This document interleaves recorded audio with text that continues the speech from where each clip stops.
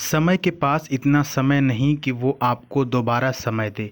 Welcome back to channel dear student. Fill in the blank का ये पहला video है और आपका एग्ज़ाम निश्चित हो चुका है, डेट आ चुकी है, तो आपको अब अधिक से अधिक प्रैक्टिस करने की ज़रूरत है। इंस्टाग्राम पर अभी हम थोड़ी देर पहले लाइव आए थे, जिसमें ज़्यादा नहीं, बस 15-20 बच्चे ही जुड़ पाए थे। तो इसलिए वहाँ पर मैक्सिमम बच्चे बस यही कह रहे थे कि sir fill in the blank का सीरीज़ शुरू कीजिए और फाइंड द एरर और प्रैक्टिस सेट कराइए। तो अभी आपके सामने फिल इन द ब्लैंक लेकर के हम आए हैं और इसी तरह से जब तक आपका एग्ज़ाम नहीं आ जाता है तब तक मैं आपको ऐसी प्रैक्टिस कराता रहूँगा। और आपके मन अंदर जितने भी डाउट्स वगैरह चल रहे हैं, जब भी हम इंस्टाग्राम पे लाइव आएंगे तो आप वहाँ पर क्वेश्चन पूछ सकते हैं। इंस्टाग्राम पर आप हमसे जुड़ जाइए, द सुधीर पांडे सर्च करके, ये स्पेलिंग है। इंस्टाग्राम पर सर्च करेंगे, अकाउंट ओपन होगा, वहाँ पर फॉलो कर लेंगे। जैसे ही हम लाइव आया करेंगे आप तक मैसेज चला जाएगा और आप वहाँ पर अपने क्वेश्चन हमसे पूछ सकते हैं, ठीक है। एक चीज़ और ध्यान दीजिएगा कि वीडियो कॉल करने की बार बार कोशिश मत करिएगा, ऐसे डिस्टरबेंस होता है। इसीलिए हम जब भी लाइव आएंगे तो एक ही साथ सभी लोगों का जवाब दे पाएंगे, ठीक है।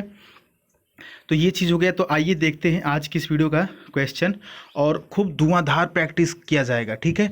मैं आपको बैक टू बैक प्रैक्टिस कराता रहूँगा सभी चीज़ों का, कोई भी टेंशन लेने की ज़रूरत नहीं है। जैसे जैसे हम आपको प्रैक्टिस कराते जाएंगे आपका कॉन्फिडेंस बढ़ता जाएगा, ठीक है। चैनल पर नए हैं तो इसको सब्सक्राइब करके नोटिफिकेशन बेल ऑन कर दीजिए और बिल्कुल एक्टिव रहिए। आने वाले 10 से 15 दिन आपको एकदम एक्टिव रहना है, ठीक। फिल इन द ब्लैंक से है, पहला क्वेश्चन आपके सामने है। और अब जितना भी क्वेश्चन आप देखेंगे सबको ये सोच करके चलना है कि यही क्वेश्चन अगर हमारे एग्जाम में आ गया तो हम क्या करेंगे। मान लीजिए कि ये क्वेश्चन आ गया, this is a dash on his character. Simple सा क्वेश्चन है, छोटा सा प्यारा सा क्वेश्चन है। यह उसके कैरेक्टर पर है, चरित्र पर है, क्या है आप बताएंगे। जितने बच्चे अगर ऑप्शन नंबर ए सही किए हैं सबका गलत है। दिस इज अ ब्लॉट नहीं होगा, दिस इज अ स्पॉट भी नहीं होगा, सभी लोगों का क्वेश्चन गलत। इसीलिए लगता है आपको कि हम तो सही करके आए थे सर, नंबर कम कैसे मिल गया। नहीं, ध्यान से समझिएगा, एक एक ऑप्शन को समझाएंगे। शुरू करते हैं ऑप्शन नंबर डी से। देखिए, स्पॉट का मतलब होता है बेइज्जती। क्या होता है? बेइज्जती मतलब इंसल्ट। ब्लॉट का मतलब भी होता है कलंक या इंसल्ट या बेइज्जती, ठीक है। ब्लर का मतलब होता है धुंधला। आप देखते हैं ना, जब डीएसएलआर से फोटो खींचते हैं या कैमरा से फोटो खींचते हैं तो क्या होता है, फोटो ब्लर आता है ना, साइड साइड की जो चीज़ें होती है ब्लर आता है। तो आप बोलते हैं यार ब्लर दिख रहा है, सही नहीं है। ब्लर दिखता है मतलब धुंधला दिखता है। तो ब्लर तो होगा नहीं, इसको निकाल के हटा देते हैं, काट देते हैं, ठीक है। कंफ्यूजन आपको 3 ऑप्शन में होगा। ब्लॉट, ब्लॉट का मतलब क्या हमने बताया, इंसल्ट या बेइज्जती। स्पॉट का मतलब भी हमने क्या बताया, इंसल्ट या बेइज्जती, ठीक है। और स्लर, जो स्लर है उसका मतलब भी होता है इंसल्ट या कि फिर बेइज्जती। अब देखिए, तीनों का मतलब होता है इंसल्ट, तीनों का मतलब होता है बेइज्जती, लेकिन तीनों में से सही कौन सा होगा। जिन्होंने ये प्रश्न बनाया वो ये भी तो कोई क्लू दिए होंगे कि तीनों में से कौन सही होगा। देखिए, जो ब्लॉट है ना, ब्लॉट, ब्लॉट के साथ टू आता है। ब्लॉट के साथ क्या आता है, टू आता है, ठीक है। ब्लॉट टू हिज कैरेक्टर, अगर यहाँ पर ऑन नहीं होता तो क्या होता, ब्लॉट टू हिज कैरेक्टर सही हो जाता, ठीक है। लेकिन ऑन है वहाँ पर तो ब्लॉट नहीं लगेगा, ब्लर तो ऑलरेडी नहीं लगेगा। अब जो ये स्पॉट है ना, स्पॉट के बाद भी टू आता है। स्पॉट के बाद क्या आता है, टू आता है। ध्यान से हमारी बात को समझिएगा, ठीक है। लेकिन यहाँ पर जो भी चीज़ भरा जाएगा उसके बाद ऑन आया है, तो स्लर के बाद ऑन आया है, ठीक है। स्लर के बाद क्या लगता है, ऑन लगता है। स्लर के बाद ऑन लगता है और स्लर का मतलब क्या होता है, बेइज्जती, डिसग्रेस, इंसल्ट, ठीक है। तो इन सब के बाद टू आता है और स्लर के बाद ऑन आता है, तो यहाँ पर ऑन है तो स्लर लगेगा। ऑप्शन नंबर सी सही होगा। आप लोग को समझ में आ गया है ना। समझ में आ गया तो अपनी राय कमेंट बॉक्स में दीजिए, तभी हमको समझ में आएगा कि नहीं आपको समझ में आया है। नेक्स्ट क्वेश्चन की तरफ बढ़ते हैं डियर स्टूडेंट, बिल्कुल एक्टिव रहना है। अगला क्वेश्चन आपका इंतजार कर रहा है। This is a good dash for a picnic. This is a good plot, ना ना गलत हो जाएगा। प्लाट किसको बोलते हैं, प्लाट, प्लाट एक बड़ी से जमीन को, बड़े से स्थान को प्लाट बोलते हैं, प्लाट नहीं होगा। लैंडस्केप भी नहीं होगा। लैंडस्केप मतलब क्या होता है, भू दृश्य होता है। सीन भी नहीं होगा, सीन भी नहीं होगा, सीन का मतलब स्थल या दृश्य होता है। ऑप्शन नंबर बी सही होगा, स्पॉट, बी सही होगा ऑप्शन नंबर स्पॉट। स्पॉट का मतलब होता है अच्छी जगह। This is a good spot for a picnic. यह पिकनिक के लिए अच्छी जगह है। पिकनिक के लिए अच्छी जगह। ऑप्शन नंबर बी सही है, स्पॉट। ठीक है, कोई भी कंफ्यूजन नहीं रखेंगे। Option number B is right here. Spot, किसी बड़े प्लॉट के खास जगह को स्पॉट बोलते हैं। तीसरा क्वेश्चन आपका इंतजार कर रहा है और ये बहुत ही माइंडेड क्वेश्चन है। The dash of the state is efficient. बहुत इंपॉर्टेंट क्वेश्चन है, छोटा सा, देखने में प्यारा सा है, लेकिन माइंडेड है। अब देखिए, किसी भी राज्य के लिए क्या एफिशिएंट होता है, क्या ज़रूरी होता है? ऑटोक्रेसी? ना ना, ऑटोक्रेसी नहीं। ऑटोक्रेसी का मतलब क्या होता है डियर स्टूडेंट? ऑटोक्रेसी का मतलब होता है एक तंत्र, एक पर्सन से, ऑटो से खुद से। पॉलिसी का मतलब होता है नीति, ये भी कोई ज़रूरी नहीं है। डेमोक्रेसी का मतलब होता है, डेमोक्रेसी किसी स्टेट का नहीं होता है। देखिए स्टेट है ना, तो डेमोक्रेसी नहीं होगा। डेमोक्रेसी किसी देश का होता है, देश का। डेमोक्रेसी मतलब होता है रूल बाय पीपल, लोकतंत्र, लोगों का तंत्र, जन प्रजातंत्र, लोगों का तंत्र, that is democracy. Option number A सही होगा।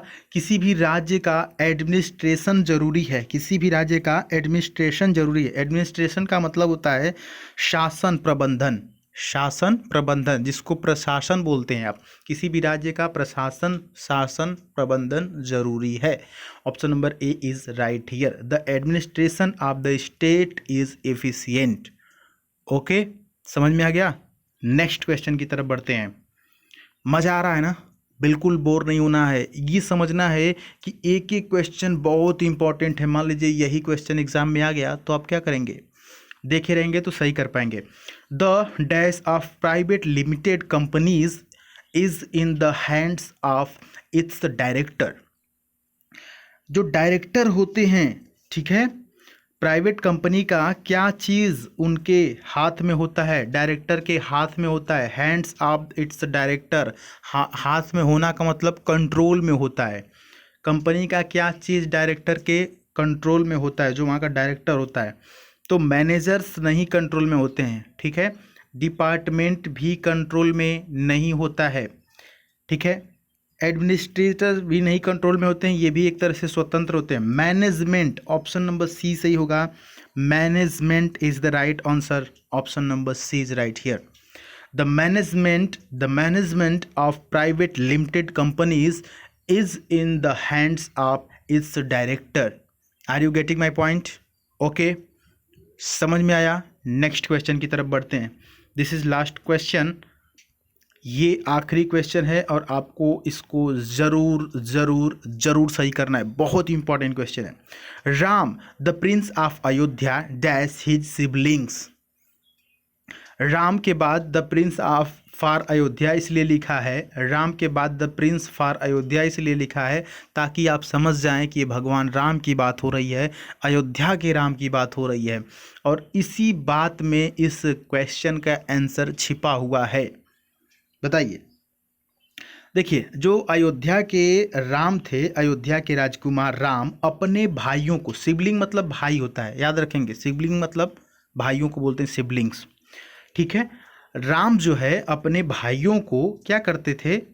इंडेंजर्ड, डेंजर में डालते थे, खतरे में डालते थे राम अपने भाइयों को? नहीं, गलत होगा। इसीलिए यहाँ पर जोड़ दिया है the Prince of Ayodhya. Ayodhya के राम की बात की जा रही है। कोई दूसरा राम श्याम जो नाम रख देते हैं, वो राम श्याम रहते हैं तो इंडेंजर कर सकते हैं, अपने भाइयों को खतरे में डाल सकते हैं। लेकिन अयोध्या के राम वो अपने भाइयों को इंडेंजर नहीं करते थे। विसिएट करते थे। विसिएट का मतलब होता है बेइज्जती। विसिएट का मतलब क्या होता है? बेइज्जती, यानी कि इंसल्टी, बेइज्जती। तो राम अपने भाइयों की बेइज्जती करते थे? नहीं। खतरे में डालते थे? नहीं। तो क्या करते थे? अडोन करते थे? अडोन नहीं करते थे। अडोन का मतलब होता है किसी चीज़ को सजाना, किसी चीज़ को सजाना, जैसे डोली सजाना, दुल्हन सजाना, घर सजाना, बाइक सजाना, कार सजाना, या क्रिसमस ट्री सजाना, है ना। तो अडोन का मतलब होता है किसी चीज़ को सजाना, डेकोरेट करना। तो क्या करते थे? ऑप्शन नंबर बी सही होगा। राम जो है, अयोध्या के राजकुमार राम अपने भाइयों को अडोर करते थे। अडोर का मतलब होता है अप्रिसिएट, यानी सराहना। इसका मतलब क्या होता है? सराहना। भूलेंगे नहीं ना। ये देखिए, लिखने के लिए ये राइटिंग पर मत जाइएगा, बात समझिएगा। अडोर का मतलब होता है सराहना। Ram the Prince for Ayodhya adored his siblings. जो अयोध्या के राजकुमार राम अपने भाइयों को सराहते थे, अपने भाइयों की सराहना करते थे। ठीक है, तो उम्मीद है कि आपको ये पांचों के पांचों समझ में आ गए होंगे। साथ ही साथ आपको बहुत से इस प्रकार के वर्ड मिले होंगे जिनको आप लिख लिए होंगे। ये वर्ड बहुत काम में आते हैं आपको फिल इन द ब्लैंक्स के दौरान, सारी चीज़ों के दौरान इंग्लिश में। तो इन वर्ड्स को ज़रूर लिखिएगा, ठीक है। और ऐसे ही समझ चुके होंगे तो अपनी राय दीजिएगा। चैनल पर नए तो सब्सक्राइब कर लीजिए। मैं इसी तरह आपका एग्ज़ाम तक हेल्प करते रहूँगा, और आप चाहें तो ज़रूर जुड़े इंस्टाग्राम पर ये स्पेलिंग सर्च करके। मिलेंगे डियर स्टूडेंट अगली वीडियो में, तब तक के लिए जय हिंद, वंदे मातरम।